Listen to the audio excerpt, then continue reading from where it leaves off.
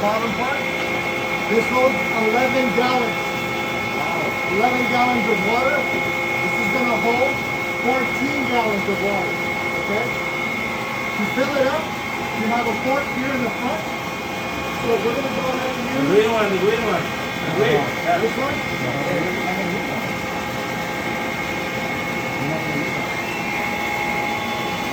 Lift it. Over here on the right.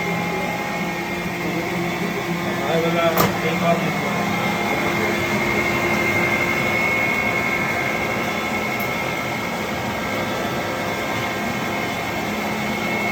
Over here, you can see the fill port. Right? You can see the water level. So this has 1/3, 2/3, 3/3.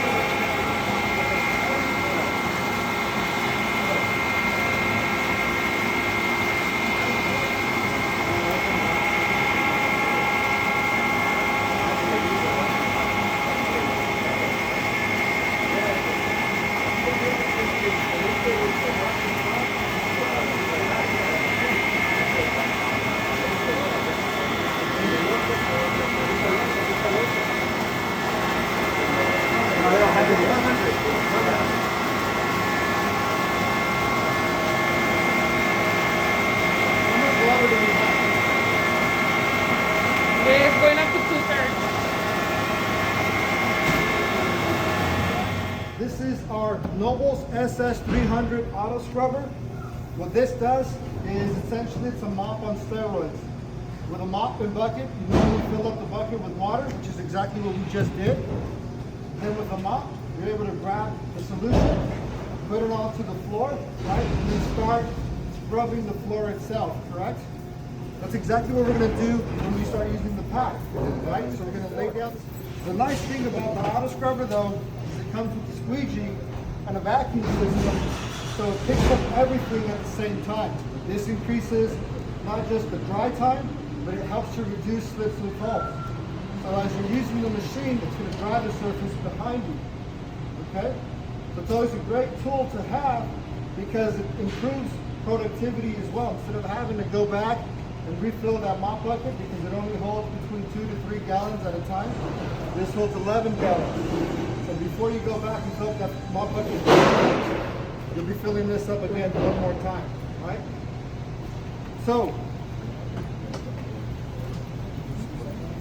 just as I showed you guys earlier, to fill in the water, you have your water port in here.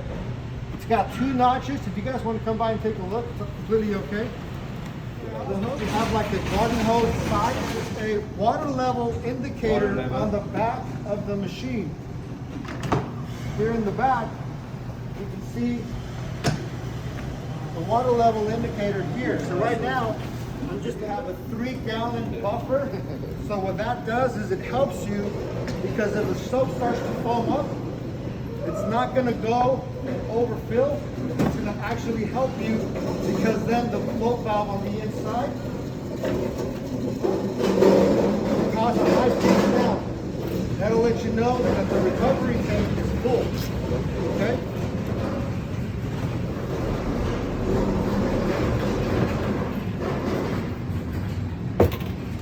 This is your debris trap. Inside of this debris trap is where all the water flows in. It tries to capture anything that's large, anything that is not small enough to go through the actual hole is going to stay on here. And this helps so that when you're cleaning out the tank, you're not having a lot of big chunks coming out. This will keep your, when you're draining it, it'll keep it nice and smooth. So that way the cleanup is easy. Like a strainer. It's a strainer, correct. This just goes right back in here. All right, so we'll close this.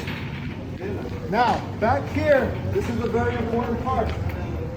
Who's going to be the one using it mostly? I'll need you guys. Who's the 3 guys? Pretty much all guys. Okay, so I'll have you pay attention since you've got gloves. Who else has gloves? Oh, we don't have gloves for it. Who doesn't have gloves? You can get some gloves. Here you go. All right, so this is a parabolic squeegee. This is designed to have the same amount of suction on each end as it does in the center where the vacuum hose is at. So wherever the water is on each side of the squeegee, it's going to pick it up without a problem, okay? So it's always important to make sure when you guys are using the machine that the squeegee is okay, it's leveled out, and then usually when we put it in, it's going to level itself out, and that's where these wheels are at, okay? So there's not a lot of adjustment, but just so you guys know, if there is an issue, all it is just adjusting the two knobs on the inside, okay? Now, how often should you change the squeegee in the thing? it depends. So now I'll go over that here in a Okay. second. So here on the top, you actually have a P-trap. You need to pay attention. I know. You have a P-trap here, and what this does is, The old machine doesn't have that. it does not have it, correct. It's a new technology that we have, and the reason for that is the vacuum, all the water gets sucked up from the floor, and it has to travel all the way up to the recovery tank. But what happens when the vacuum turns off? Gravity happens. Some of the water starts to flow back.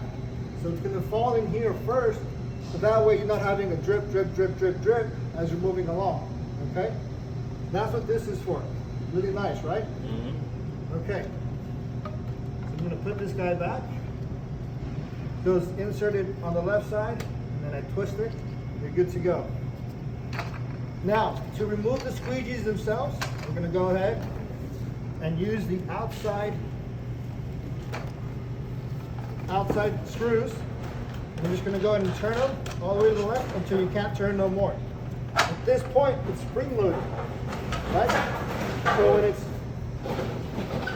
it's tight, it's down like this, right?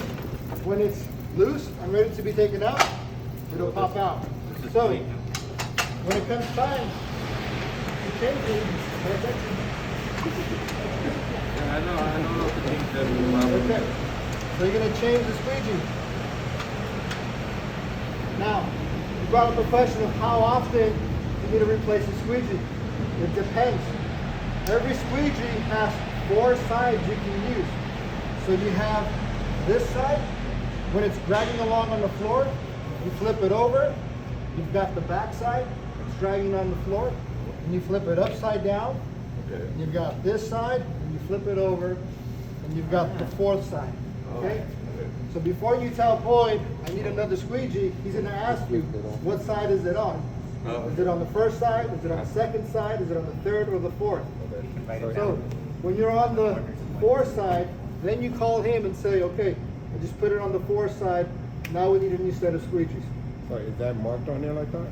It's not. So, how do you know when it's worn out?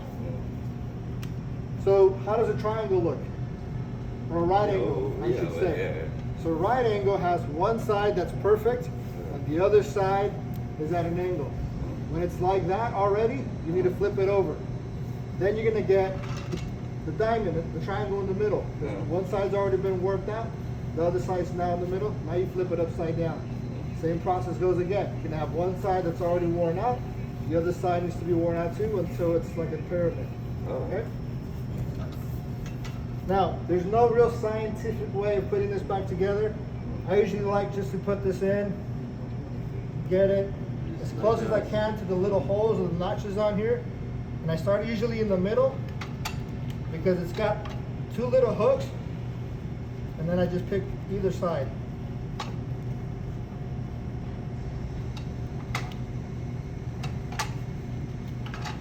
And then on the end, there's another hook. Oh, you want to make sure that it's on there really snug.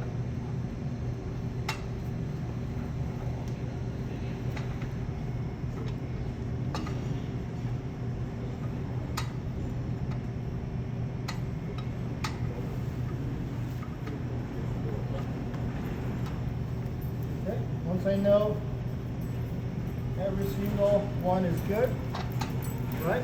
I can see that every single one of these looks good. Then I'll just go ahead, tighten it.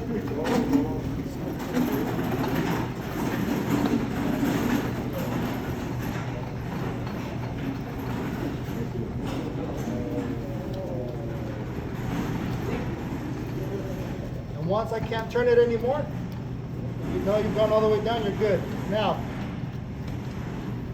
I'm gonna go ahead and put this guy on the actual machine. I'm gonna first connect the vacuum hose. I'm gonna grab it.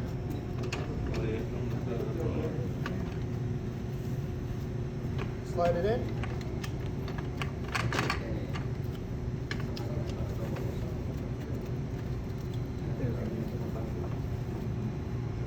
And I'm good to go. One thing you guys want to make sure is that when you do tighten it to where it's not so tight. We're not using a lot of elbow grease. The reason for that is if you're using this machine, you're going through the racks, and you end up hitting the rack, you want this to fall off instead of taking the rack with you. Does that make sense? Okay. This is easier to replace. That could be a hazard, right? So this is a lot more cheaper to replace. Don't worry about loose that it keeps falling off every time you use it. Okay? Ready? Yeah. Do the exact same thing. I'm gonna guide you. Go ahead and grab it. You're gonna loosen the two front. I mean the two on the inside, correct? And then pull it out. Go ahead and take off the vacuum hose. And then flip it upside down. You can do it up here if you want, or whether you feel more comfortable. This is our pad driver. This is our the 3-rod pad driver. This looks very similar to a brush. Usually on the brush, it's very dense. There's a lot more bristles. Okay. These bristles are a lot smaller than a brush. The brushes are usually about 2 to 3 inches. Right. So don't confuse this. So grab onto it. So now, to put the pad on, you're going to go ahead and twist this to your left, right? This is called a locking nut, right? This locking nut, when you twist it to the right, it'll lock the pad in place. This is just to help out. It's got teeth on it, just to help kind of center the pad for you as well. When you're using a pad, especially for the first time, when you lay this down, this part here tends to be very difficult for the locking nut to grab on. So one trick that you have to do is grab the heel of your foot, of your shoe, try to squeeze this down of an indentation, right? So then you center it, you grab, I'm going to call it a donut. So you grab your donut spike, grab your locking nut, and start to tighten it. As you guys start to see, the more I tighten, the more of a bowl shape you get. And this is designed for a reason, right? When you're using your pad, you want to make sure that this is the only thing touching the floor. If this touches the floor, you're going to do two things. You're going to leave a bunch of swirl marks on your floor. You're going to start, especially on matte epoxy, you're going to start to etch it, and all of it's going to come off, and you're going to start to damage your locking nut, which is going to be difficult to come off. Okay? Again, this is the part that's very inexpensive. However, the pad driver isn't. So it's always better just to go ahead and tighten it and make sure that you have the bowl shape. Okay? So put it on. Set this around.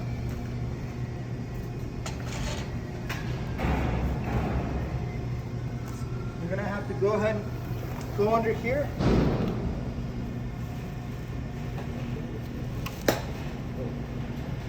And try to find, you're gonna try to find where there's a little clip. Hold on. So one of these, so that's gonna lock it in place, okay? So you're gonna have to use both hands. Try to get it as centered as you can and flat, and then you twist. And now you're off. To take it off, again, you're gonna go the opposite way. Turn it really quick, and it comes off.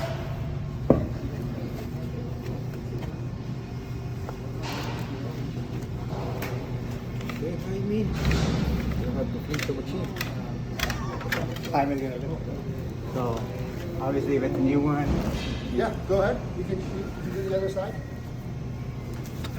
Perfect.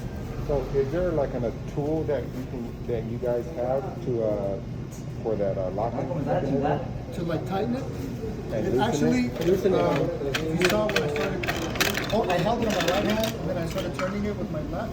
And that locks it really easy. Well, And then you just want to make sure that you have a little bit of a bowl shape, right, because it's not going to put a lot of pressure down. right.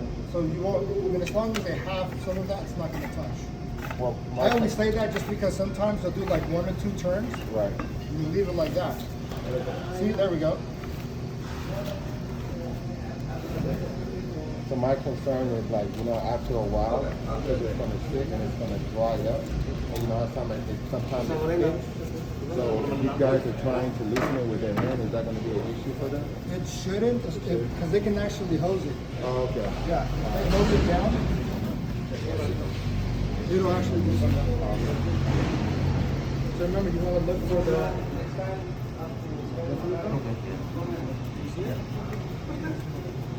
Right here. Okay. Yeah. You got 3. 1 for each screw. Correct. Yeah. So then I'm trying to line it up. Flat. Yeah, no, you're good. Try to find the lock.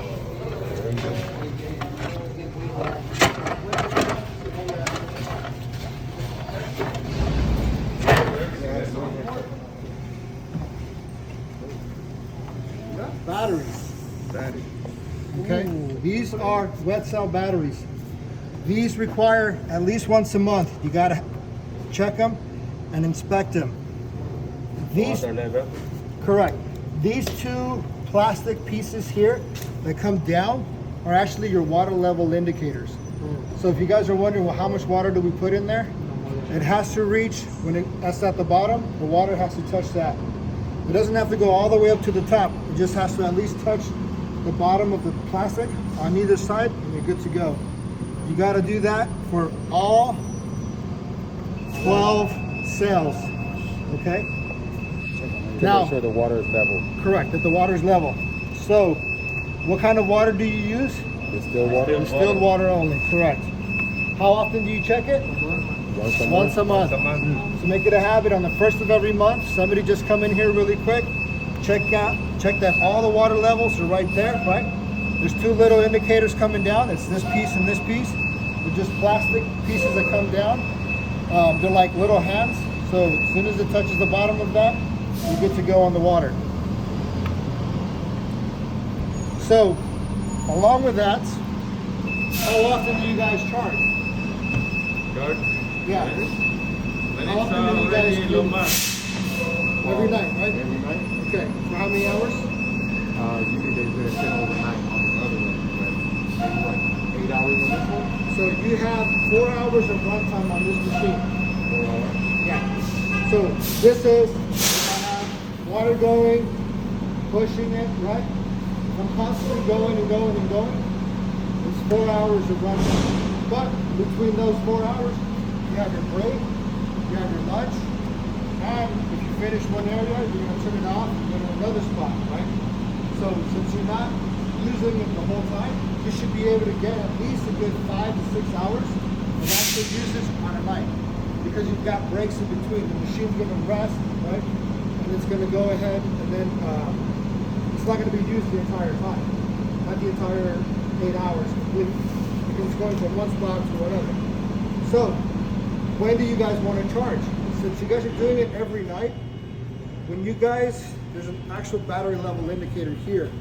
Usually we recommend to charge it right when you get to the orange. Right? So you have to let it go, like run it? Or... Go ahead, run it all the way down and then charge it once it gets to the orange. Once it gets to red, all it's going to do is just stop moving the brush. Okay, so you're not even going to be able to use the brush.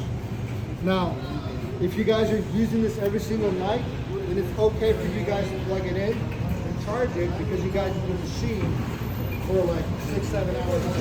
With any outlet, all you need is 120 volts.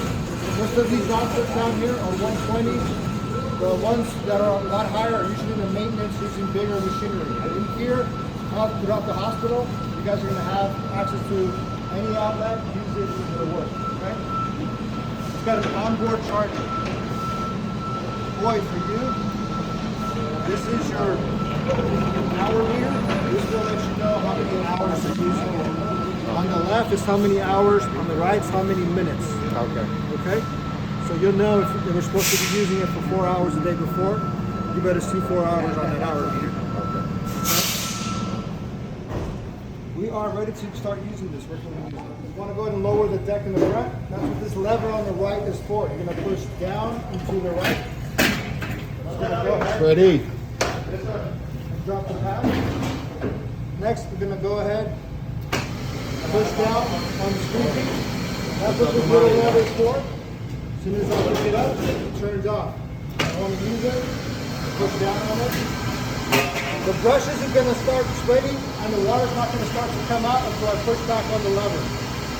This is Right here. This is a pad assist machine, so this machine can move along with the pad motion.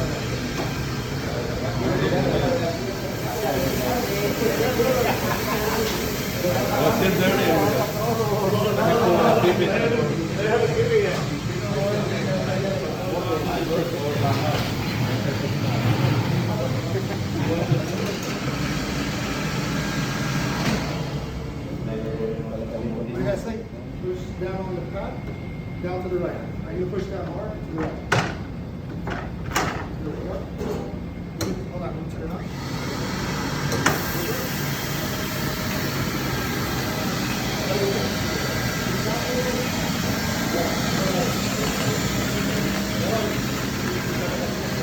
¿Qué le dijo? No quita la pintura. On the surface on the kitchen, if it's really dirty, you're wiping that thing until it's all gone. Same thing with this machine.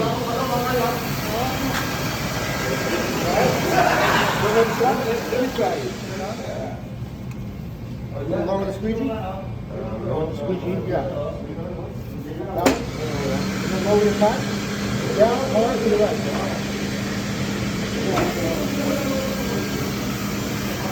So, down. To your next, right?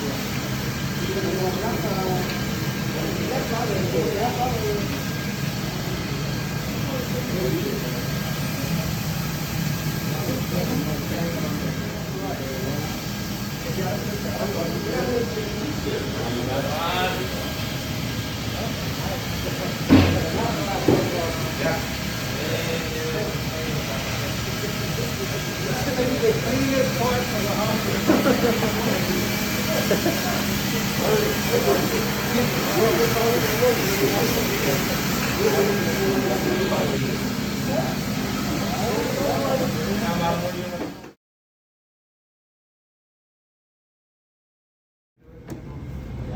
So like I said, you're going to pick up some items that are bigger. That's not going to go through the actual trap itself. So I'm going to back it up here.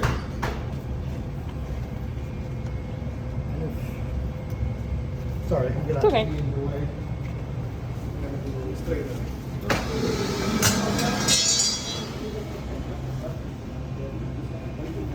Now to dump it, you want to make sure you keep the hose, right? That's why this is like that. So you guys can actually keep the hose, unscrew it, and then slowly let it out. Whoa.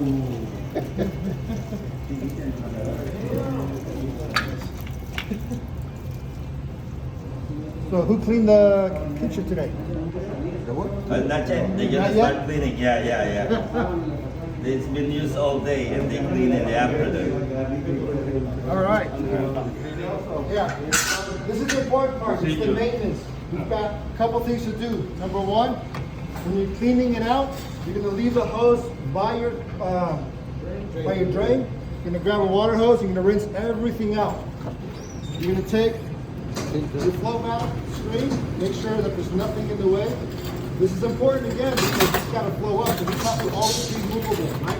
It's got to, it has to be loose, right? If they start to harden up and they stay in one spot, they're not going to float up. This just goes right back in. That's number one. Number two is your debris trap. Clean it out as well, right? Third one is your squeegee.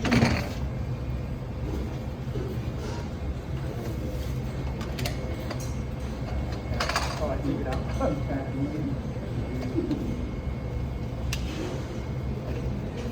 Third one is your squeegee. Make sure at the end of the day, you grab your rag and you dry it.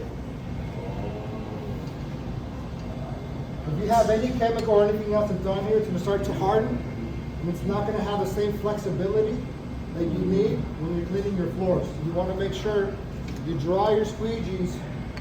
And there's a reason we have this little port right here for the squeegee, so it'll hang there and air dry. Okay? How often do you suggest they change the water? You guys are going to use this every night, so it doesn't matter. Also, at the end of the shift, just once for this. Well, because you're going to keep refilling it and refilling it, so you'll find it. Oh, hindi ko mabalik. It doesn't circulate like the other one, right? Napupunta yung dirty water. Yeah, this is dirty water, yeah. Alright, there's a can more dirty one. Okay. So all this tank on the top is a dirty water, And the cleaning solution. In the So we have to clean the clean water too. We have to drain it after we use it. No, because you're going to keep refilling it. Yeah, you're going to keep refilling it, so whatever you have is going to come out. Other ones, smell when you then like 3 days, you can fill it, and then you can let the rubber squeegee The right other one, the dirty Yeah, you can water hose them off circulates if with you the want. solution. No. And last, but it's not least, Right? the brush. Inspect the brush, make sure it's good. If you're using this one, right, this has a certain life, then you got to flip it over. Okay? So make sure that it's still good. If it's not good, flip it over. If the other side's bad, throw it away, put a new brush on. Okay?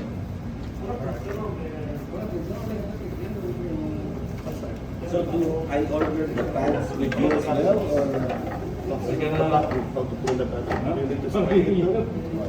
We always borrow PBS. Do I get the pads from you as well? From David. From Meredith? So that's not a universal pad? It's only... Oh, these pads, yeah, they're universal. Are they working for the same? So we just get the one here. Yeah. I took this from that closet that was there. It's the same size pad. It's a 20-inch pad. So any 20 in this pad and the red pad, this has polymers embedded in the actual pad that act like a floor finish. So it's going to help keep a shine on it. So unless you don't want these floors shiny, you just want them clean, grab a red pad. But if you want your floor shiny in here too, you can use the same one. It's still going to work.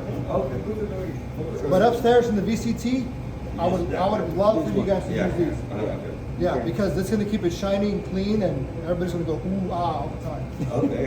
Okay. Yeah, I mean, they already look good right now, so keep them shiny, keep using this, and then keep that gloss going. Okay. So the drainage line and the vacuum line, how do we clean those up?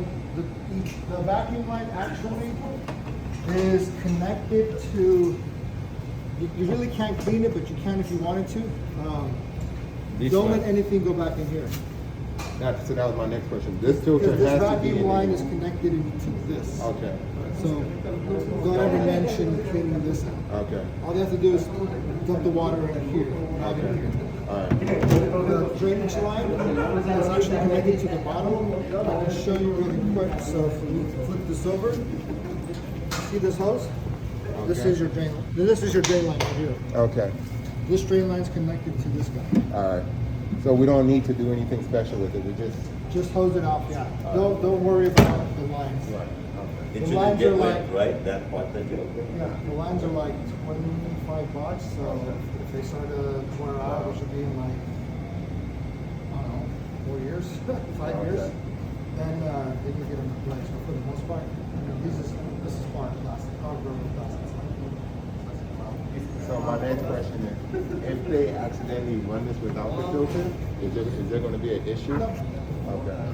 This is just to catch any debris that's big, Right. just to help it when you are draining it. It doesn't kind of clog up and clamp up. Okay. The reason for that is it's gripped, right?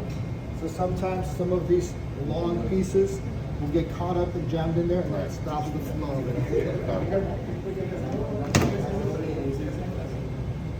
One last thing, when you guys are done hosing this off, you guys already know, keep the lid up so it air dries. Oh. Because if you leave it closed like this, the next day you're gonna come in, you're gonna vomit, because it's gonna smell. Especially if you leave it like that for the weekend, you come back, oh, it smells really bad. I smell some really bad stuff. And then you're using it in the kitchen and in the hospital. It's not very hygienic. You guys can get, I mean, if they want to come and inspect it, they can come in here and take a look. So make sure you guys close this off. This is a hygienic tank, which means you're able to get into every single part of the actual tank and clean it off, okay? I don't mean like with the rag. I mean, you can grab the hose and clean everything, right? You can get all around everywhere, in here, down there, right? So just hose it out, use the hose. You don't have to worry about wiping it, which is the nice thing. It'll just blow out. And that clean it nightly, right?